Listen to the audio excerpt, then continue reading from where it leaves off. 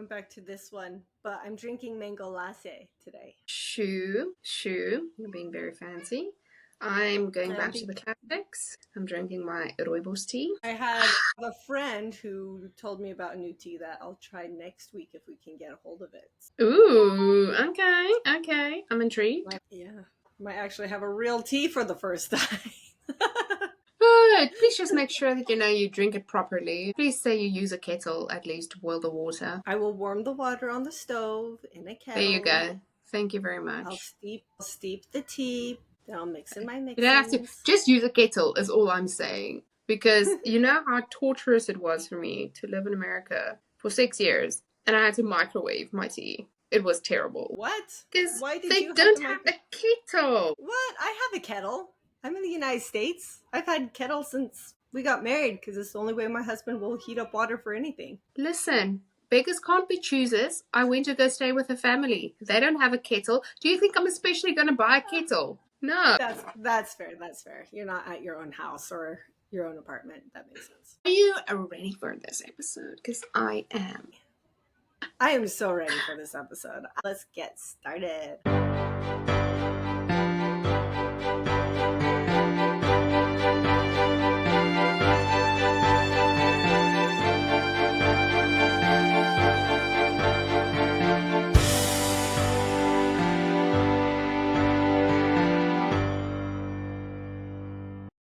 Hello everyone and welcome to Tea and Tales. I'm Nell. And I'm Sarah. We want to thank everyone who has been listening to our podcast on whatever platform you are coming to us from. We especially want to thank Michelle Rizzo and Mary Jane Props. Thank you so much for following us, for sharing, and for watching. Well, I'm excited about today's episode because I know nothing about today's episode. So, Sarah, what are we going to be talking about? Today is our first in a 5-episode series on NaNoWriMo. To help us with this, we have our guest speaker. Her name is Arianna Beall. Welcome, Arianna, to Tea and Tales. We're so happy to have you with us today. And I'm happy to be here with you ladies. Thank you. You're welcome. So we're talking about NaNoWriMo and preparing our story today. A lot of people, your first question is, what is NaNoWriMo? NaNoWriMo is short for National Noval Writing Month. And it is exactly how Arianna and I met, was doing NaNoWriMo together back in 2017. We've been friends for 7 years. The power of NaNoWriMo. I feel I'm just going to sit throughout this whole episode and be like, nodding my head because I've never done NaNoWriMo in my life before. I accidentally stumbled upon it, like I stumbled upon a chocolate bar in my mouth. Well, I'm happy to be part of it. So, Arianna, before we get into the meat of how to prepare your story for NaNoWriMo, tell us a little bit about you. What do you write and how can people find you? I write mostly contemporary romance now. I bend toward the cozy side. I am dipping my toes in some romantic suspense nowadays. Also, I really love to do detailed fantasy novels, primarily based in European mythology, which I know is out of vogue currently. But I write this for me. And that's just as important as writing for other people. Okay, Sarah. And now that we are talking about NaNoWriMo, is that like a yearly thing? Is it a monthly thing? Is it a daily thing? Like, what is that? Like, is it every 4 months now, or is it no? Because there's November and there's April and there's July, but the other two in the middle are Camp NaNoWriMo, and they are less formal. Okay. Yes. So the formal NaNoWriMo is writing 50,000 words in the month of November. And then your camp nanos in April and July, you can kind of choose what you want to do. If you want to have a different word count, if you want to be editing instead of writing, you can choose and kind of play around with what your goal is. The idea of NaNoWriMo is building that daily habit to get your writing done, to move forward with your projects, whether it's writing a brand new manuscript or finishing that manuscript you've been wanting to finish. Okay, what do I get if I finish and I get my 50,000 words? You get coupons to a lot of writing related apps, activities, websites. I actually started publishing on Amazon because one of the prizes was that if you set up your book on Kindle, on Create Space, as they called it back then, you would get a free copy of your book. Ooh. I didn't realize that in doing so, I was publishing it. You know, you learn from your, I don't want to say mistakes, you learn from your enthusiasm. Happy accidents. I just wanted to look at it, and then it's like, wait, this is public. How did that happen? You're now a self-published author anyway, and so it went out too soon was all. I was leaning towards that line anyway, but I just kind of stumbled out the door, you might say. There was no warning. There was no preparation. I just wanted a physical copy of my book, and I didn't want to pay Staples for it. And some other of the prizes are things like AutoCrit or Pro Writing Aid or Scrivener will give you free trials or discounted prices to use their software and see if you like it. And they're all things that a lot of authors will use. Sometimes you get discounts on people's seminars. So it's worth looking through. But the biggest purpose is get that writing done. Okay, but what happens if you don't hit your 50,000 words? As much as I love being under pressure, I don't like being under pressure. So I think that's why I haven't done NaNoWriMo, is because if I know I only have a month to do 50,000 words, and I get to like day 24 and I'm like in 10,000 words and I'm like, what is this happening to me? And then I feel just nervous, and then I'm going to have like a little breakdown, and then it's not going to end well. The only thing that happens depends on who you're writing with. Okay, so you can do groups. If they're a nice group, they'll just say, you're fine, just keep going. If you have a mean group, then you might want to find a new group. Unless you need that as the motivation. Some people need to be yelled at. I don't know. In my case, I just started it because somebody mentioned it to me in college. And I was like, there's some way to keep track of all the stuff I'm writing? I got addicted to the word counter. But no, NaNoWriMo is generally a very welcoming and encouraging environment, and they don't send anything out that like condemns you for not keeping up. It's supposed to help you, not to just demoralize you. Gotcha. And you can always try again the next time. I tend to pad out my words actually with outline. So what happens is, instead of actually just writing free like prose, I will take some time and write a detailed outline. Maybe I'll add in a quote or two. Maybe I'll say, I need this character to suffer right here. And then they do. I will go through later on when I need more words, and that one sentence will become 3 paragraphs. So you're still adding to the word count. I don't know if any of you've heard about this. Someone told me that if you write your manuscript and you like have a scene that you don't like necessarily know where you want it to go, or you're like, this should be a specific color, but I don't know what color yet, and I will get back to it later. You literally type the word TK next to each other. And then once your manuscript is finished, then you go to the find and you type in TK, and then all those places where you haven't done anything, or you wanted to add something, or you wanted to make a description bigger or something like that, then you can just go there and fix that, because there aren't any words where T and K is next to each other. So only those will surface when you go and find them. That's clever. Yeah.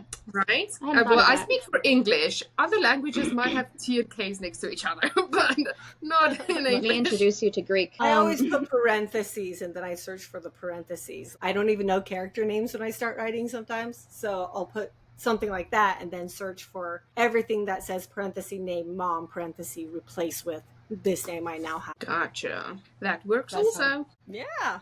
So many different ways of doing things. Part of NaNoWriMo is learning your technique, your style, how you get motivated for writing, how you like to put a story together. We're putting this out before Nano because some of you out there are super, super planners, and some of you just want to have an idea. Now, if you're like me, that planning is basically, hey, I have this great idea and a character, and I'm just going to go with it and see where it takes me. My eyes twitching a little. Yeah, it doesn't take a lot of planning. Sometimes I might get excited and make a world map because fantasy world maps. But often I go in just like, let's just see where the wind takes me. Let's just go for it. That's why I end up doing 2 or 3 projects, because sometimes I'm like, oh, well, that one was a dead end. Let's try something else. Oopsie, found an ending. Main But characters died a let's- lot quicker than I wanted them to. Yes. So, Arianna, how do you prepare to go into November 1st ready to write? It's a complicated process. Step 1, Pinterest. I find all of the names of the characters I want, and then I get like all of the cute little photo edits with the names on them, and then I save everything to the little Pinterest boards. And so I'll have animals, foods I want. I really emphasize the foods because I feel like food is like an underrated part of a narrative, like the sensory element of it. This is me and clicking my then- finger. Yes.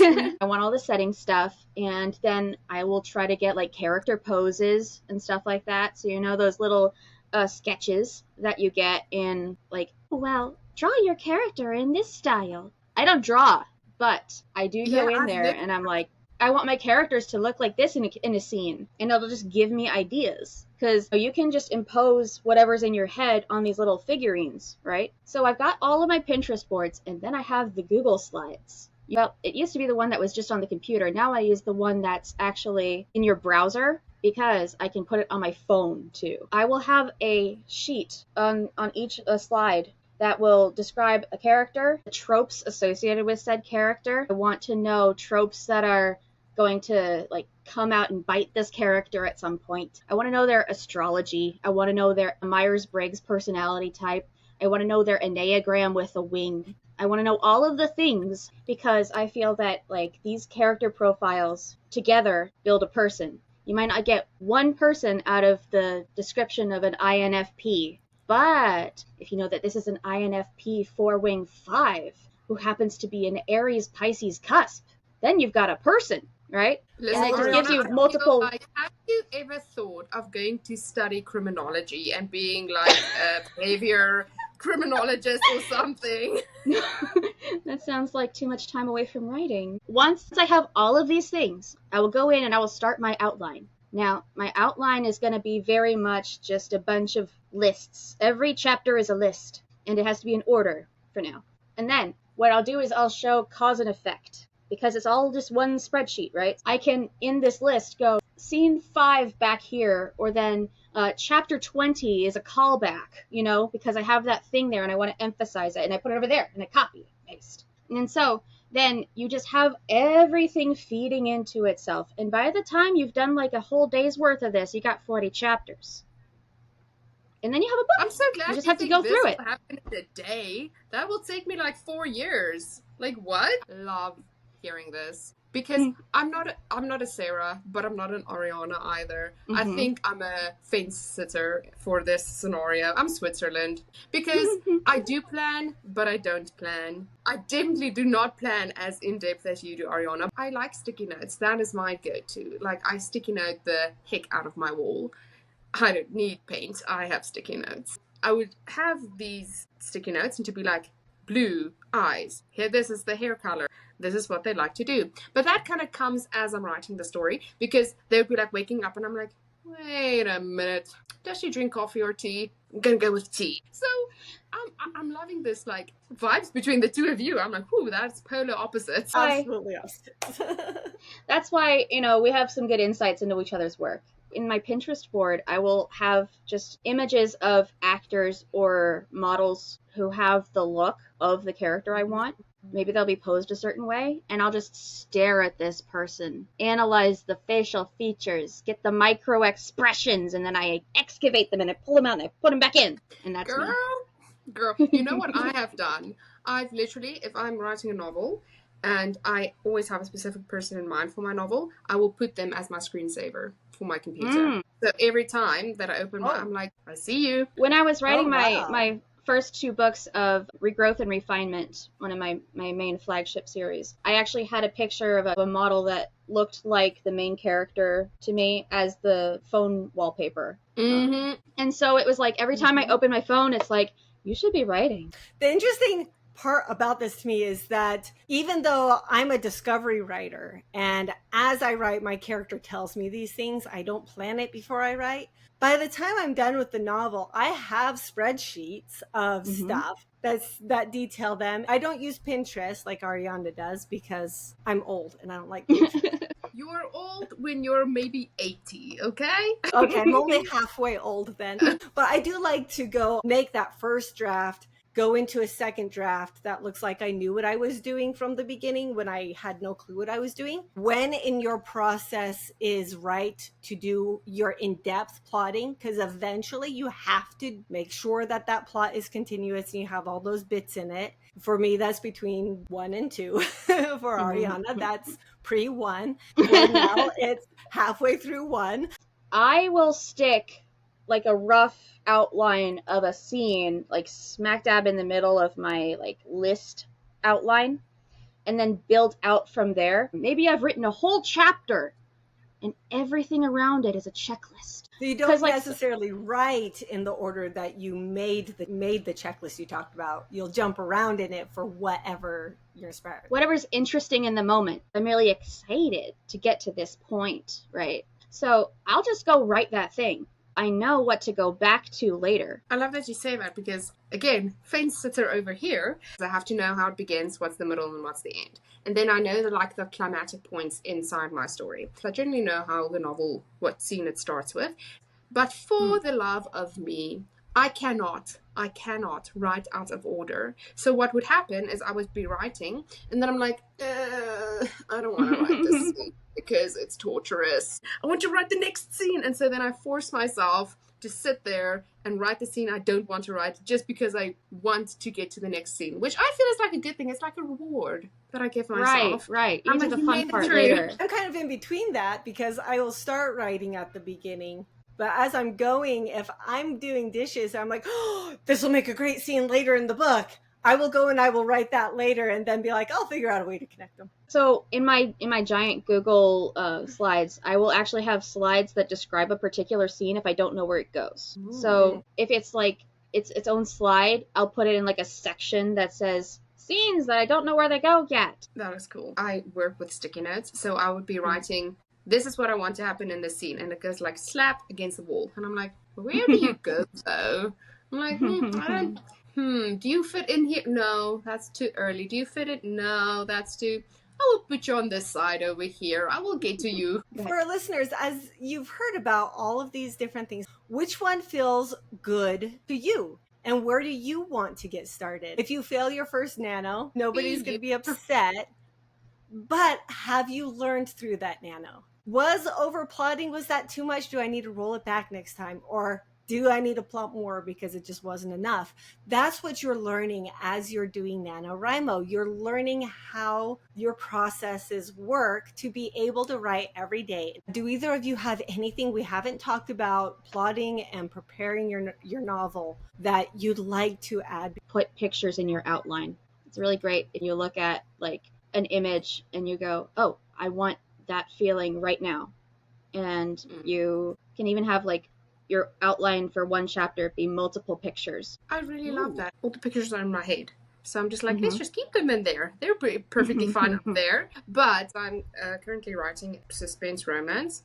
And I printed pictures of the apartments that they live in. And I printed pictures of what I want inside. Because she's like a makeup artist. So I wanted to have her salon in a specific manner, so I printed that out. So every time that I write a scene in there, I can look at the picture and I'm like, she's gonna sit there, she's gonna do that. I do see the benefits in doing that, and I will try it. I will. Well, that is always the twisted road we walk down. Thank you for joining us today, Arianna. It has been so fun hearing your perspective and hearing your processes, and we appreciate you very much. All right. Good times. We like to keep it short here on Tea and Tales. Get those fingers back on the keyboard and your pens back on paper. If you want to be a part of this lovely community that we have created and want to see all the behind the scenes of me singing and Sarah eating chips, please go and follow us on Instagram and Facebook at Tea and Tales Podcast, and on Twitter /X and TikTok at Podcast Tea Tales. And go to that purple icon on your device. It is Apple Podcast. And go give us 5 stars and tell us what your favorite writing method is. What writing method would you like to incorporate, or what you would like to use when you go do NaNoWriMo. We do have our next Slap Me with a Wet Fish episode coming up. So start dropping in the comments an author or a novel that you wish more people knew about. Happy writing. Bye!